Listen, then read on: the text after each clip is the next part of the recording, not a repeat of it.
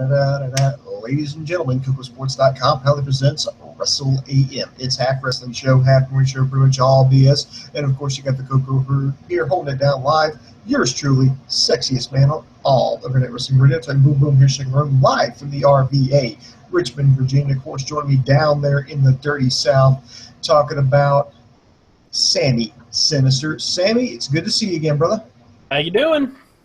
Doing great, man. Yeah, Cierro, Miedo. We're about 3 weeks away from more Lucha Underground, man. But we got, another NXT in the book. This is the blow-off show to, the go-home show, I should say, to NXT TakeOver Brooklyn 2.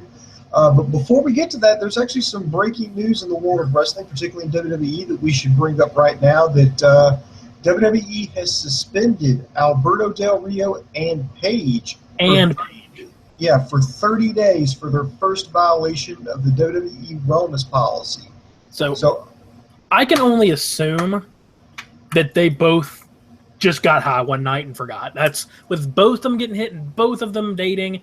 It's either some really fucking shady, like trying to get rid of one of the both of them, or they just they were dumb and got really high one night. That's the best because at first I thought, well, maybe, because I know that Roman Reigns got, popped for fat burners. And I thought, well, maybe it's something like that. But when you have Del Rio and Paige, and you know that they're dating, that they like to party,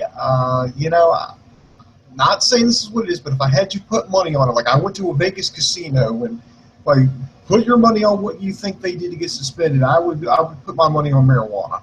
Oh yeah, I'm right there with you. I would put money on the fact that they just smoked a couple joints one night and then got popped.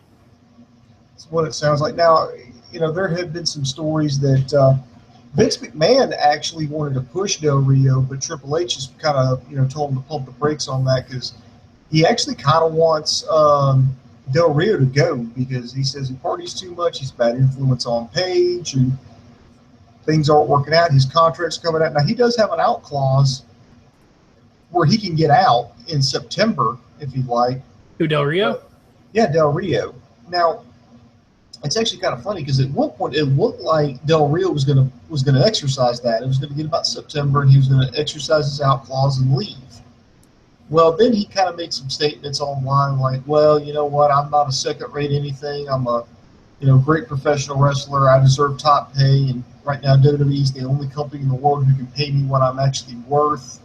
So it looked like he wasn't going to leave, but they may show him the door. I don't know, but I'd tell you this much right now. If a wellness policy violation isn't really inspiring a lot of confidence in me. No, I'm right there with you. And, I love Del Rio as a wrestler.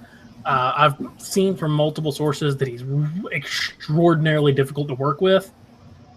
I think he can be a top star. I don't know why, especially when you have Lucha Underground as popular as it is right now, and you have such a Latin superstar in Del Rio, it makes no sense that you wouldn't push him in some form or fashion. But I'm not Vince. I'm not making the rules. Yeah, I mean, you would think he would be a shoe-in because you want to try to get that Latin market, give somebody for your Hispanic market to pull for. Now, I think they completely botched him when he came back because all they had to do was let him be him. That's all they had to do, and they went back to the same old shit. Yep, same old thing. But speaking of something that's not the same old, we've got to get back to what we're here to talk about, which is NXT. And, of course, the first question I'm going to ask you, what I'm going to ask the Internet Infantry is, what do you give tonight's shit? If you give it a win, a loss, or a tie? So, Sammy, what say you? I'm going to give it a tie.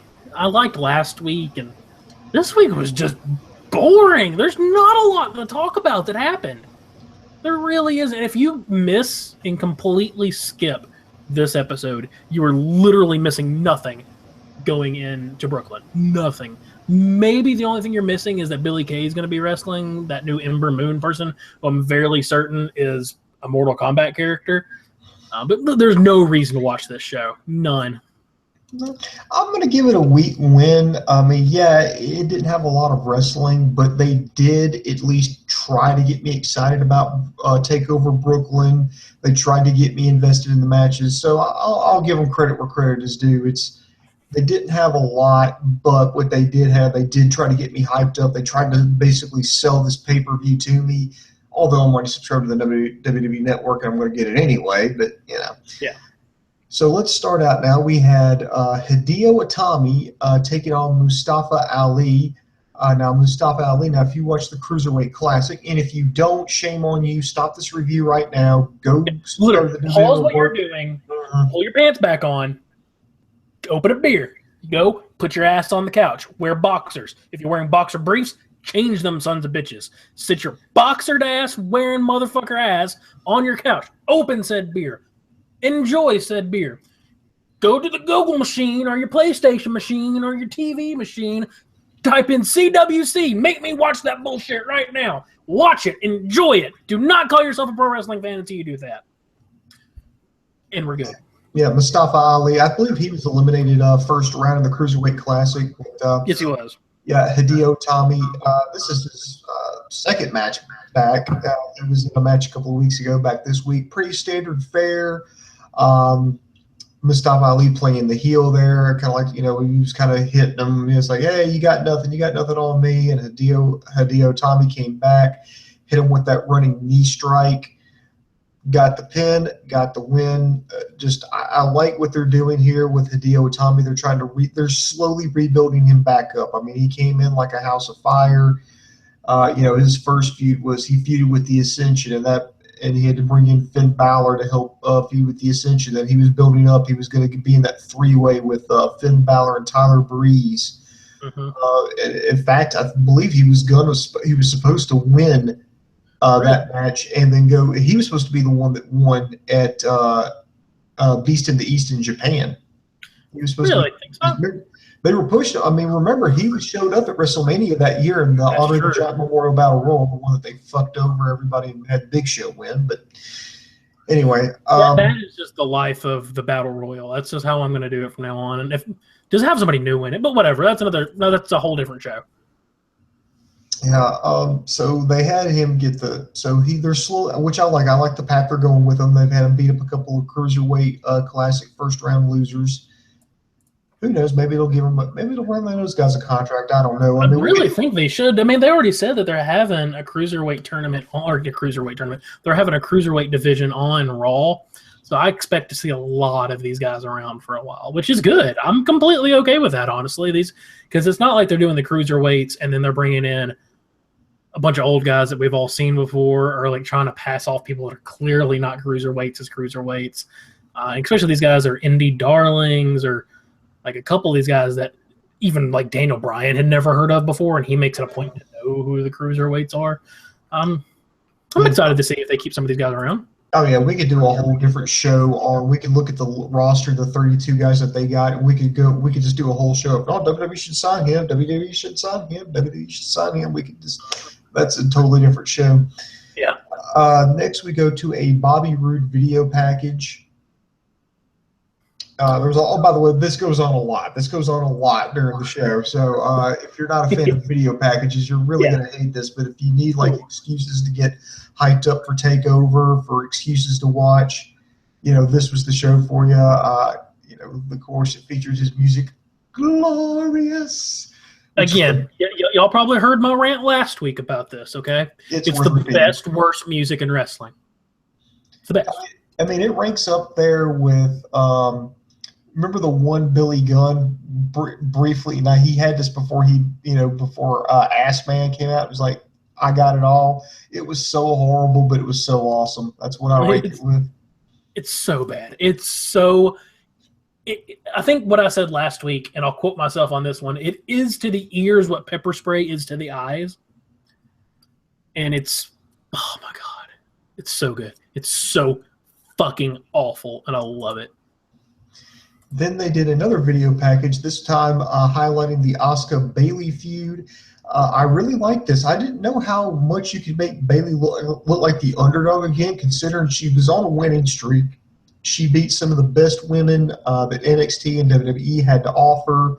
I mean, she recently made a quick debut at Battleground, but they made her look like an underdog again, and they made Asuka look like an absolute fucking monster. I don't think they have to try that hard, honestly. I think like their personalities and the story they've telling is kind of naturally let them fall into this thing. More of a challenge making Bailey the underdog again, but I agree with you. I think they did a really good job making her look like the underdog. But I mean, they're just making Asuka, who's again my favorite lady wrestler right now. They made Asuka look like a demon, like a full-on like Oni. I'm gonna hurt people, and she does. That's one of the reasons I don't really like her. With Asuka,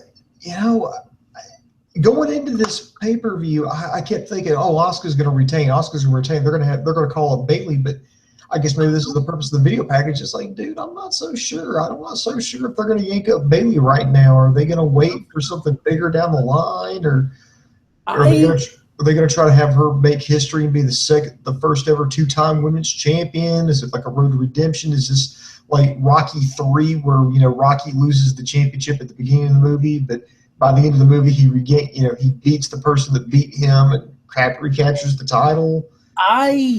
My theory is I still think Bailey is going to lose. I think Asuka's going to retain and Bailey is going to lose. The reason I say that is it's still a little up in the air, so I'm not like saying this is definitive. This is just my idea. Is that the very next match, and this is a good segue into that, or there might have been another video package, but a good segue. They debuted 3 more ladies wrestlers tonight, and that's not unintentional. Right. With how sore and how lacking the women's roster is on NXT right now. It was much needed. We'll get to that in a second, but real quick, they did do another video package. They talked, and I thought this was very important. They talked about the undercard. Yeah.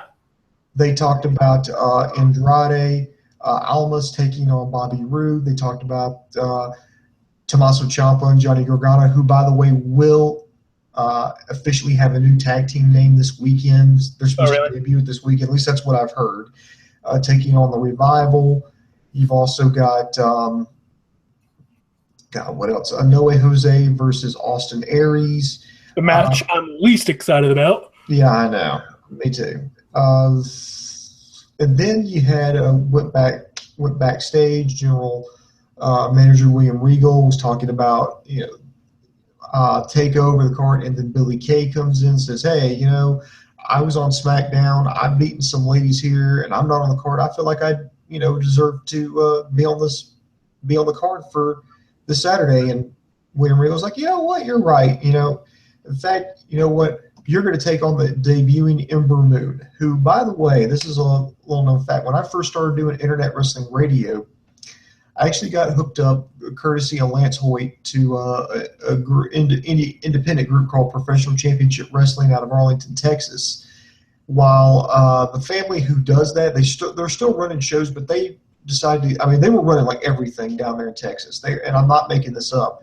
The Bussy family, who they only had like a short-lived TLC series on TLC called Rough House. No, it was the Bussy Bunch. Excuse me, the Bussy Bunch.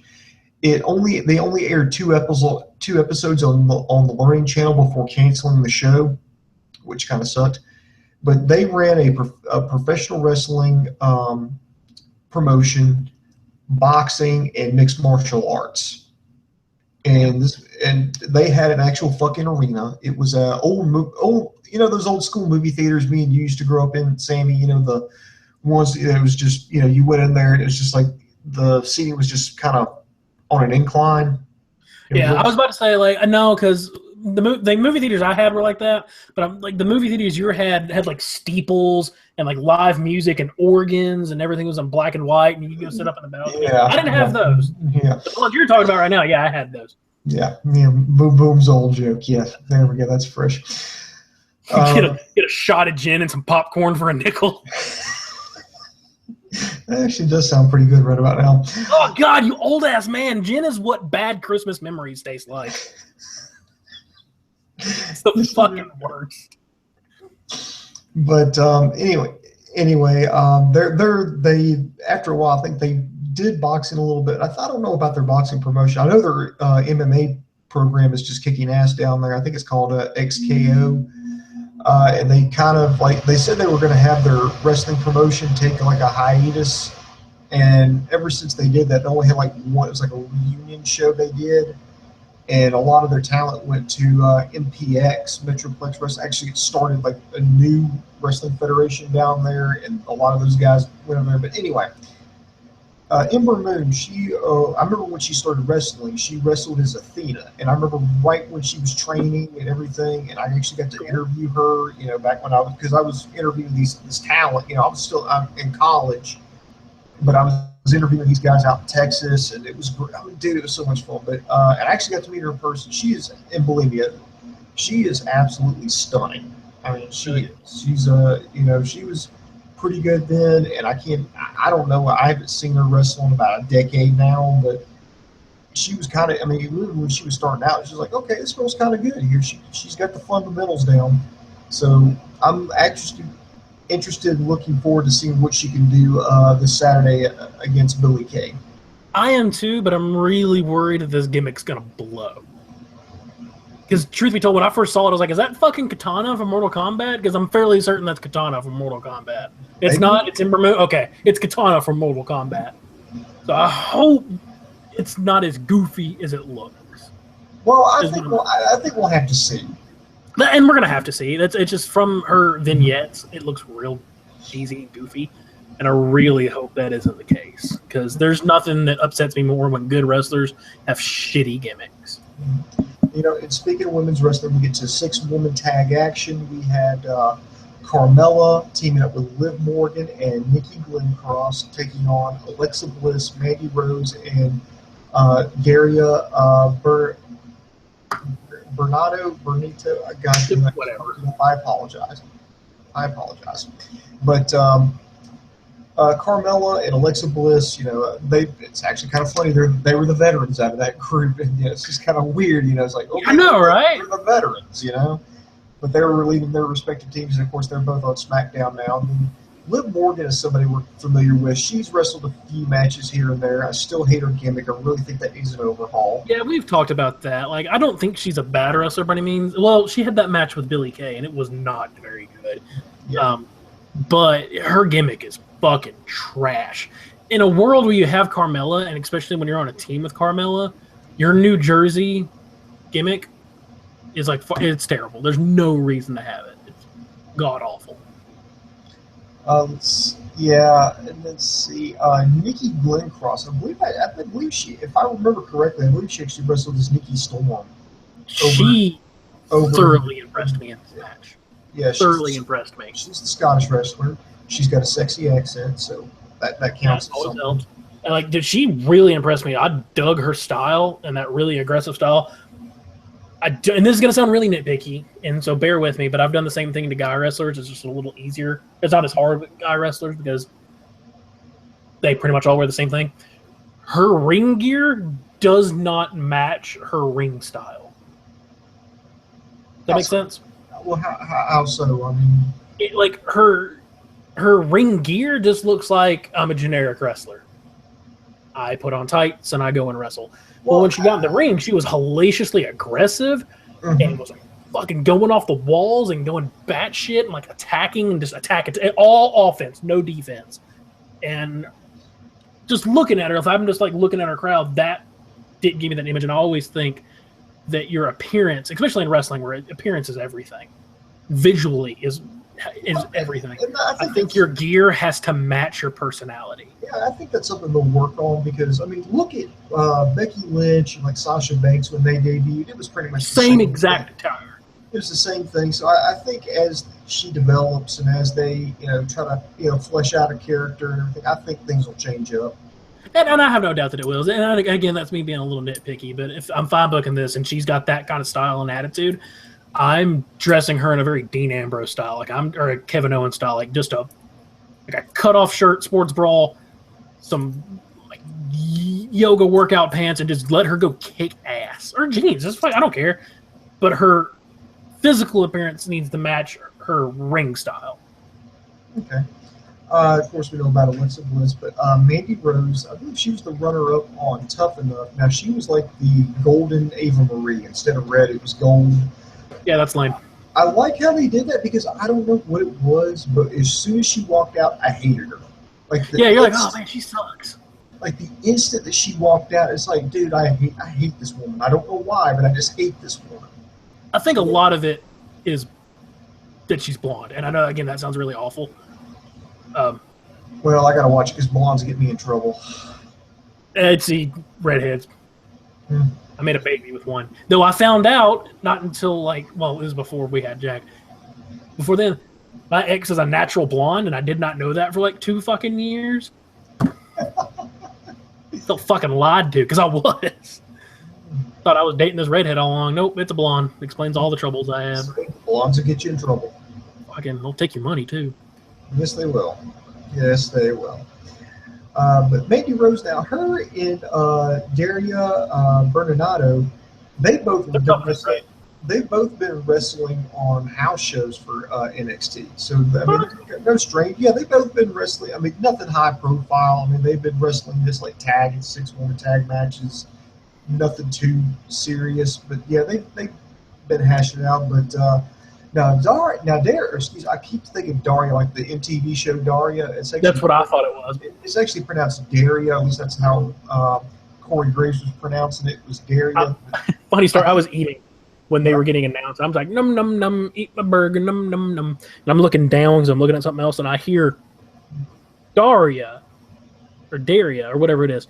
I thought they said Dario. And I was like, is the motherfucking boss going to be here? Is El Jefe in NXT? Because I'm going to jack off and watch this if that's what's about to happen. Because that's the coolest goddamn thing I've ever seen in my entire life. If El Jefe, if El Jefe shows up on NXT, I don't care where you are. I'm not going to be on the internet at the time. But you can guarantee if I'm fully clothed and I hear El Jefe, I'm getting naked. No, I'm just going to be naked. And I'll experience that as an unclothed individual, because there can be no barriers between me and Dario Cueto. As like the secretary of the Dario Cueto 1980s fan club. Yes, the Dario Cueto fan club. We still need a copy machine. We do. It's got to be like the one that's got like the rim paper on the sides that you have to pull off. Oh yeah, we totally got to get that. But Daria, she had an MMA gimmick. I guess they were. They're a little late, but they were trying to take advantage of like the Ronda Rousey thing, maybe like Alicia Tate, the whole female MMA fighter. From what I understand, she has a legit, mixed martial arts background. Yeah, from what I understand. I just think it was kind of, I mean, she was like the odd woman out in this whole, because everybody's like, oh, we're wrestling. She's like, no, I'm a fucking UFC fighter. And I'm like, you're the odd woman out, but I still like you. Well, she did all right. I mean, I was pretty impressed by everybody. Like the Nikki Glasgow, or whatever the fuck her name is, I was the most impressed by her. But I think everyone, including the veterans, really showed off in this match. I was way more invested in it than I thought I was going to. Just to be a throwaway tag, I was like, man, honestly, the gold lady was the one I was the least impressed by. But especially the other two, I'm like, man, these. Where's the who's that chick who won Tough Enough? I can't think of her name right now. I didn't watch that shit. I have no idea. I'm just saying, when the hell is she going to? Because if that was the runner-up, when the hell, the chick who won it, when is she actually? Yeah, it's a good ass question. I mean, I don't know. Don't care if I'm going to be completely honest with you, but yeah, I mean, I don't know. I was pretty impressed by this match. It was a really good way to say, like, okay, look, our women's roster isn't as in trouble as you think it is. Yeah, I think that was a good We've got cards up our sleeves. And plus, they tried to tell a story, and I think they had a little bit more confidence in Liv Morgan because they actually gave. I think of all the people that got to wrestle, I think she had the most ring time. Yeah, she definitely she did the most selling in this match by far. She pulled she was in this match, if you want to say it, she was the Enzo Amore. She's the one that took all the heat, sold the most, and then got the hot tag. And I love that takedown that Daria did on Nikki. Yeah, that was a hell of a fucking spear, man. That looked like a man spear. Eventually, a botched, or not really a botched move, but Carmella got the hit the cone of silence on Mandy Rose, got the tap out, got the win. So the good girls win for the day. So maybe some good things coming. I'm hoping, now that you're going to have Carmella and Alexa Bliss, moving up. And it's looking like Billie Kay is stepping up here. Ember Moon is going to be another one of the ladies they want to feature. I'm hoping some of these other girls follow suit. They just rebuild their women's division now. And they don't have a choice Yeah, to they do have so. no choice, but NXT's been pretty good with that. I mean, Yeah, there was a definitely. point. There was a point when their tag division was red hot, and then when they called up the Ascension and they called up the Lucha Dragons, it just their tag division took a complete total hit, and it took them a few months, but they rebuilt it back up. The women's division, I mean, people thought, okay, things aren't going to be the same after they called up Paige and after they called up three of the four horsewomen. They thought, okay, but no, it stayed afloat. It kept going. So I have confidence that before, you know what, we'll play this game. Fact or fiction. I haven't done this in a while, so fact or fiction. I'm going to make a statement. I want you, Sammy, to tell me if what I'm saying is fact or fiction and tell me why. The women's division will be back up to snuff before the end of 2016. Fact, I think they have the capability to do so by all means, and I think they got the talent to do so. Whether they will, we'll see. But I think it's entirely within the realm of possibility. So, of those of you out there in the internet infantry, let me know, fact or fiction, the NXT Women's Division will be back up to snuff before the end of 2016. So, right now it's August 17th at the time we're doing this. So, by the time we hit December 31st, Women's Division will be back up to snuff. It'll be, I'm not going to say mind blowing, but back up to where it should be. Fact or fiction? Just let me know, fact or fiction. Then, of course, we end the show with a sit-down interview between Shinsuke Nakamura and Samoa Joe, and of course, you have Byron Saxton doing the honors at the interview, which like a complete total fucking poke. I'm not gonna lie, but I did like this because you had Nakamura, who, by the way, yes, I've read all the rumors, I've heard everything that they're going to call up Nakamura sooner rather than later, so maybe this might be his swan song with NXT. They've been saying the same thing about Samoa Joe for a year, though, so I'm real hesitant to believe it. True, but I actually liked it. Byron Saxton aside, there were some things that I think it was like a legit question. About do you feel like William Regal has something against you where he doesn't want you to be the champion? And he talked about, well, yeah, here's all the hoops I had to jump through. I had to wrestle a series of matches against Sami Zayn. I had to wrestle in the Dusty Rhodes Tag Team Classic and carry on a partner just to even get in contention.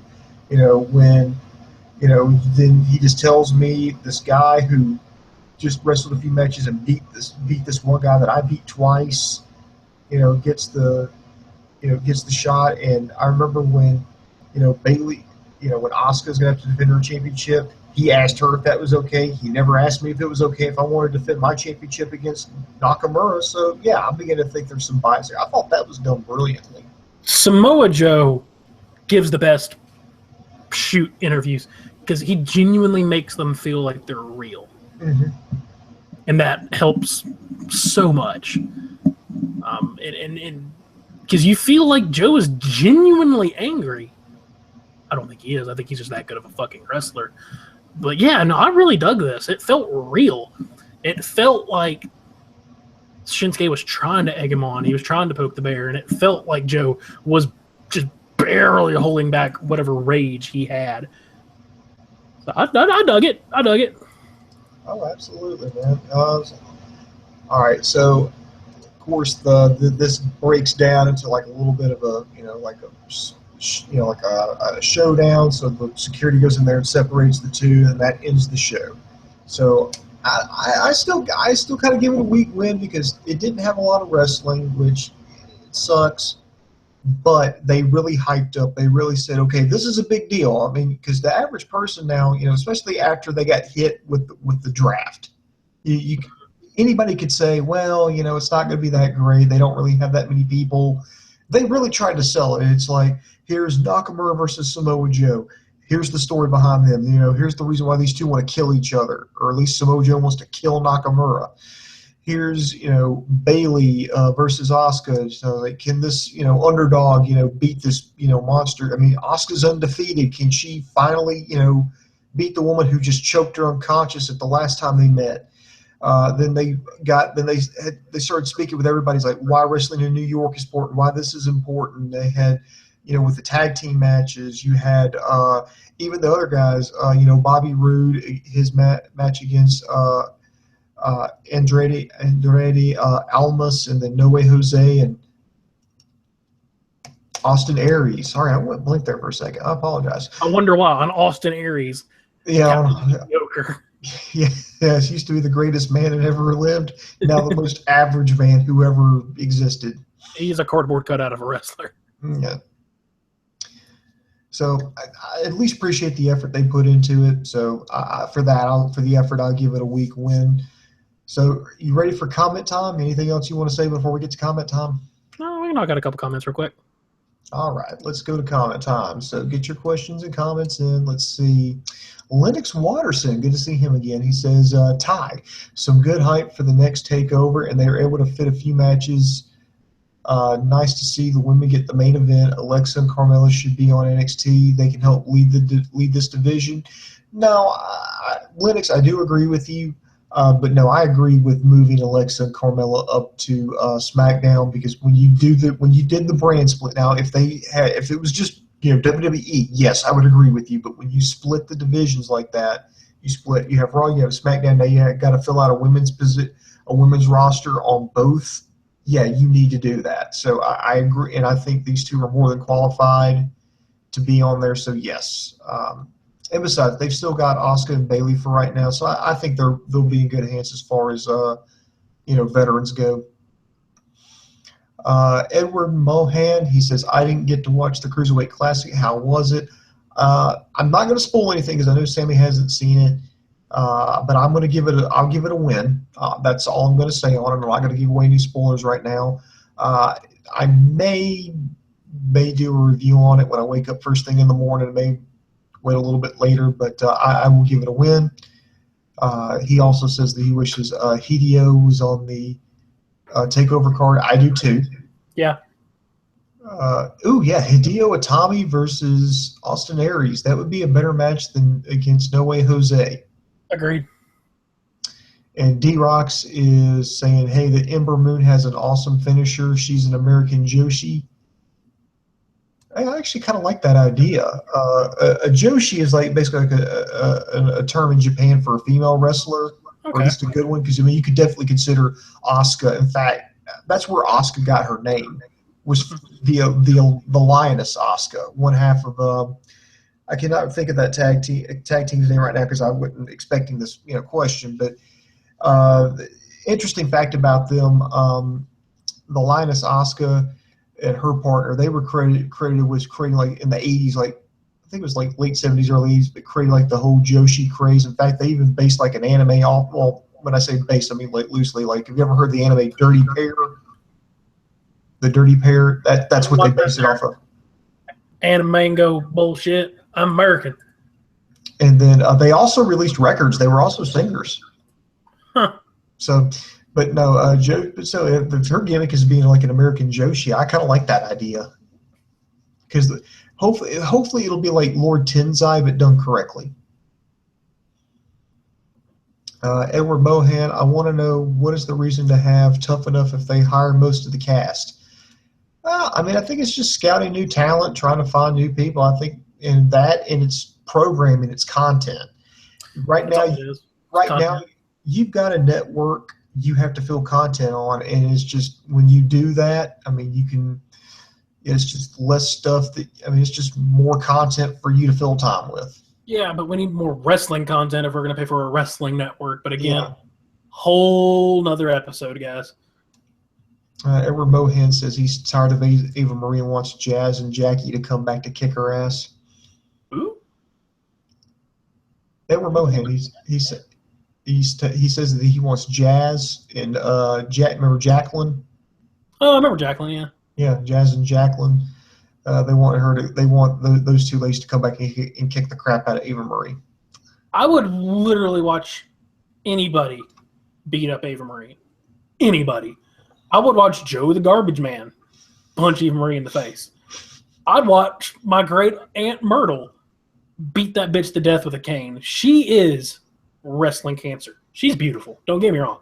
That lady's beautiful, but she is wrestling cancer. Oh, and by the way, there's a correction. I asked who the winner was, the woman was who won Tough Enough. They're telling me it's Sarah Lee. So there you go. D-Rocks, we got to play this game here. It's funny because Ray Mastani's not here, but we're going to play this game anyway. Shh, don't say his name. Do not say it too loud. I don't want him to hear us. It's called Push Berry Fire. Okay. And our options are Daria, Nikki Glencross, and Liv Morgan.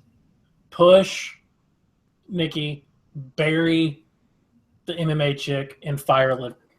I agree with you on that one. You nailed all three of them. As far as my factor fiction, as far as the women's division goes by the end of 2016, both Edward Mohan and Lennox Watterson say fact, as does D-Rocks. Lennox Watterson, Joe had some good points, then he blew his stack. That's how you heal out. I agree. Yep. And Mohan, that's Joe sells anger very well. Ooh, here's a good match here. Lennox Watterson is suggesting Samoa Joe versus Brock Lesnar. I'd watch it. Only if Samoa Joe hurt Brock Lesnar, because I cannot stand Brock Lesnar. But that could be a good match. Speaking of which, did you watch or did you listen to the Stone Cold podcast with Dean Ambrose? I haven't. I heard it was kind of awkward. It got real fucking intense. Two things. Dean Ambrose does not like to talk about himself. So doing an interview isn't a good idea. And it came across very, very heavily in this. B, Dean Ambrose, or Stone Cold crawled Dean Ambrose's ass. Crawled it. He's like, you're resting on your laurels. You need to step the fuck up. Told him that on fucking live TV. And then C, I don't know if I went 1, 2, 3, whatever. Y'all fucking know how to count and do numbers. Dean Ambrose talked about his match with Brock Lesnar, how he fucking hated it. He said he tried with Brock, and Brock was just being a lazy fuck and wouldn't work with him, and that's why that match was such shit. Which I can agree with. That match was terrible. It was god-awful. And I kept telling people, Dean Ambrose, and my buddy Coker is a big Lesnar fan. I'm like, no, he was not selling in that match. That match ended because Brock Lesnar wanted it to end. And he's like, no, he's just being a heel. No, he's being a dick. There's a difference. That match was god-awful. And I don't like Dean Ambrose by any means. He's not my favorite. But that match was shit. It wasn't his fault. All right, see Chauncey Bullock. Oh, he's joined us now. He says, Jeff Hardy re-signed with TNA in 2017. Bunch of smiley faces. You have fun with it. Could honestly, no offense to you. No offense, man. I just could give a fuck. It's TNA. I do a lot of drugs, Hardy. I just don't care. Lennox Watterson. Is Jack Gallagher the Chad Gable to Cesaro's Jason Jordan? No, Jack Gallagher is his own thing. He's a very interesting character. I don't know if they'll sign him. I don't know either. He's so tiny. Because he is the guy is 5'0" and he weighs $160, all his clothes on and soaking wet and rocks in his pockets. Yeah, he's probably the person I've been most impressed with in the CWC. I've really liked watching that match. I think he was hellaciously talented, and he's got tons of charisma. But I don't see WWE signing him anytime soon. All right, D-Rocks, I'm actually going to ask you a question now because you're bringing all this stuff up. Did you go to an NXT house show? Because he's saying that Ember Moon's finishing maneuver is a top rope stunner. Interesting. So I'm wondering if he actually went to an NXT house show. I'd be interested to know that. Miz is at Toys R Us in Bensonhurst, Brooklyn. Hopefully he'll stay the fuck there. You don't like The Miz? Oh, God, I hate The Miz. Then he's doing his job. Yeah, totally. Yeah, when I say stay at Toys R Us, I mean stocking shelves. I don't mind The Miz. I'm not a huge fan of him as a wrestler, but I think as a heel, especially if he was a heel manager, he would be fucking unstoppable. Plus, the WWE puts a lot of trust in him because he does whatever media John Cena doesn't do, The Miz does. They have a lot of trust in him because he can talk. And then, let's see, Lennox Watterson, he asked Lesnar versus Lesnar versus Ambrose or Lesnar versus Goldberg? I say Well, they're neither. both pretty cancer. I say neither. If I want to see Lesnar take on somebody, let's just say Mania, I want Lesnar versus Kevin Owens. That's what I want, but I have a feeling that it'd be the exact same thing. Lesnar would just go, no, I'm not going to do that. No. Okay, I want this match to be over. And Vince will give him whatever money he wants. Yeah, And I'm a diehard Kevin Owens fan. I would love to see that match. But I don't even think Kevin Owens could bring out a good match. What you would really need is you would actually need someone who could legitimately beat Brock Lesnar's ass in that ring. Like if Lesnar went off script or started being lazy, someone who could just cold cock him a couple of times and be like, no, stick to the script, motherfucker. Because I would have to I can only think of a few that can do that, and one of them is Samoa Joe. Oh, in that case, hell yeah, let's book that. Fuck it, I'll book that shit. Because I think Samoa Joe could hurt him. Ooh, I would love to see that. But D-Rock's answered my question. Said no, she was actually in Shimmer. So okay, that makes sense. All right, but Chauncey says Kenny King joined WWE if they not. Okay, Kenny King. I'm just trying to see if English is Chauncey's first language here. Kenny King joined WWE if they not deaf. Is it Pig Won't Naughty? And then put like a shit ton of smiley faces after it. I'm not 100% sure. If you can clarify for us, brother, we appreciate it. Joe should face Lesnar at Mania. Oh, he was asking which match was worse. Probably Goldberg. Yeah, the Goldberg match, because that never had a chance to get off the ground. Yeah, that match was shit. It was shit. Because everybody knew that Lesnar was leaving the company. I mean, he was just quitting, and people were pissed. So everybody, like, they had fans that turned their back on the match. There's people who they just booed him out of the building at WrestleMania 20. They could not save this. They couldn't save it to save. Was that the main event at WrestleMania 20? No, that was like a special attraction that they had. In fact, I think they moved it intentionally down the card, so it wouldn't like shit on like the main events. They put it in the middle. They put it in the middle of the event rather than like towards the end. It was bad. It was real bad. It was shit. All right, I think that's gonna do it here. Let's see. Anything you want to promote? Anything you want to plug? Unfortunately, there was. I know I did a review for Superior Wrestling a couple months back, and how much fun I had with that. They're doing another show this Sunday, but unfortunately, I've got to work, which pisses me off. So how much money do you make to be a male escort? Yeah, not fucking enough. I don't know. Your mom has my rates. Oh, okay. And your dad too, awkwardly enough. Anyway. Oh, that's the disappointment they were talking about. If by disappointment they were talking about you. Touche, sir. Touche. Anyway, but I'm going to be missing that show since I'm working so goddamn much. But they are going to record it for me specifically because I asked them to. So I am going to do another review of Superior Wrestling, but it won't be live, unfortunately. Yeah, who's the big headliner? Who's the big guy? I'm not thinking the last one they had. I think it was Johnny Swinger was like their big guy. Johnny Swinger was the opener for that match. Their big feud going on right now is two of the local guys, which are Johnny Ace and El Satanico. So they're going to be headlining this particular match, and it's a 2 out of 3 falls match, and each fall has a different stipulation. So I want to say the first one is a lumberjack match, the second one is a falls count anywhere, and the third is a strap match. Yeah, so it's a 3 stages of hell match. Okay, yeah. Let's change up there. Yeah, by the way, you might want to tell Johnny Ace to change his name. Why's that? Because there is a Johnny Ace. It was John Laurinaitis' name for so many years. Oh, yeah. I think it's Johnny Ace. I can go find out.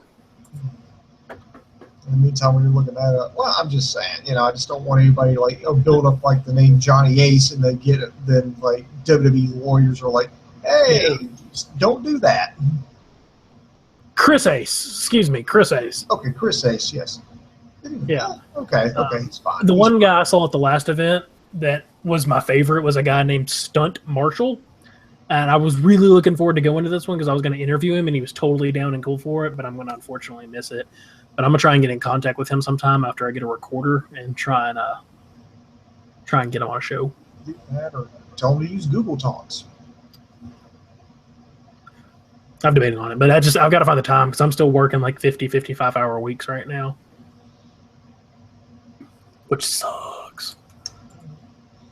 All right, so we'll tell everybody to check us out at KocoSports.com. It's your home for combat sports. It's where the world goes to kick ass, and most importantly, where it's okay to be a passionate fan. Also want to tell everybody to subscribe to us on YouTube, Facebook, and Twitter. We got a lot of cool stuff coming up here. Let's see, LK did the Raw review. We've got to get a SmackDown review in the can. Of course, we just done NXT. I got to try to work in a Cruiserweight Classic review. If you do it in the morning, hit me up, and I might do it with you because I don't go in until 12:30. And then I've got to try. I keep saying Ring of Honor review, but I keep forgetting. I'm trying to get back into it. I watch Ring of Honor every single week, and there is no reason to do a Ring of Honor review until pay-per-view. None. Because I know that this is like the last show that they're doing before they go into Death Before Dishonor, and I was like, I kind of want to know what's going on because the last you're not going to know anything going into that because it's just going to be a bunch of throwaway matches, and they'll tell you what all the matches and all the stories behind it going into the pay-per-view. And I like Ring of Honor. I've been a Ring of Honor fan recently now, but there is no – and I watch it every week because it's fun, but there's no reason to watch their weekly show. If y'all want us to do a Ring of Honor review, I will try my damnedest to get one. It might be recorded, but, I mean, there's just no reason. You know, and now that TNA's got new leadership, I may have to start watching them again. I'm going to give it about another month. If I hear some good things, I might jump back on there and see what's going on. Well, you know, fucking Damian Sandow or whatever his name at TNA, he just made his debut. Yeah, it's Aaron Rex over there now. That's it, Aaron Rex. Oh, wait, I've actually met Damian Sandow. Really? Yeah, it's back when I was working in Omaha. We had like a Raw was coming to town. I think it was a Raw was coming to town.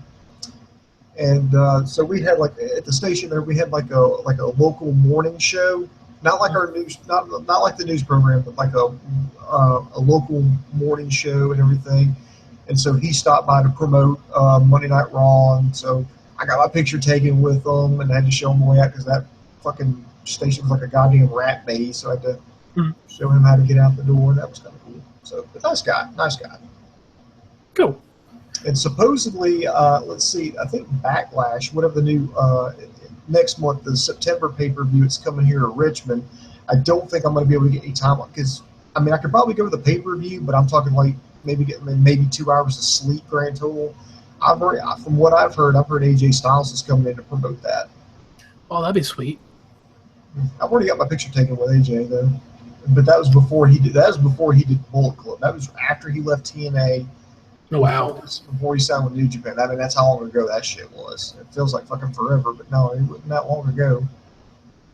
It was like, God, I think that was 2013 is when that happened. 2013.